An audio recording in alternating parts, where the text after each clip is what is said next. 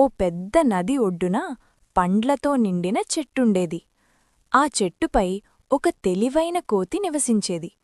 ఆ కోతి ప్రతిరోజూ రుచికరమైన పండ్లు తిని సంతోషంగా ఉండేది. ఒకరోజు ఆ నదిలో ఒక ముసలి వచ్చింది. కోతి దానిని చూసి స్నేహంగా మాట్లాడుతూ కొన్ని పండ్లు ఇచ్చింది. ముసలి కూడా కోతితో స్నేహం పెంచుకుంది.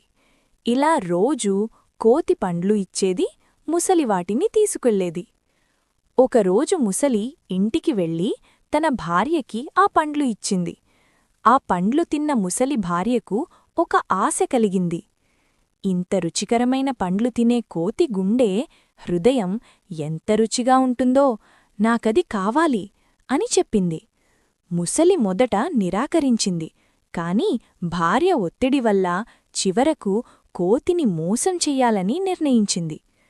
మరో రోజు ముసలి కోతిని చూసి ఇలా చెప్పింది, "నా ఇంటికి రా, నా భార్య నిన్ను కలవాలని అంది" అని.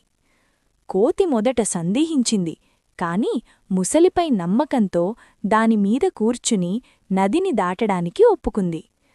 నది మధ్యలోకి వెళ్ళాక ముసలి నిజం చెప్పింది, "నిన్ను నా భార్య కోసం తీసుకెళ్తున్నాను, ఆమెకు నీ గుండె కావాలి" అని.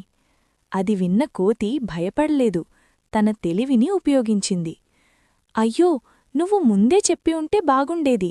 నా గుండెను చెట్టుపై వదిలివచ్చాను. మనం తిరిగి వెళ్దాం, తీసుకుని వస్తాను" అని చెప్పింది. ముసలి అలా నమ్మి తిరిగి చెట్టు దగ్గరకు తీసుకెళ్ళింది.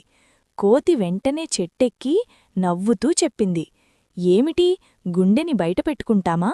నువ్వు ఎంత మూర్ఖుడివో" అని. ముసలి తన తప్పు తెలుసుకుంది. కోతి తన ప్రాణం కాపాడుకుంది.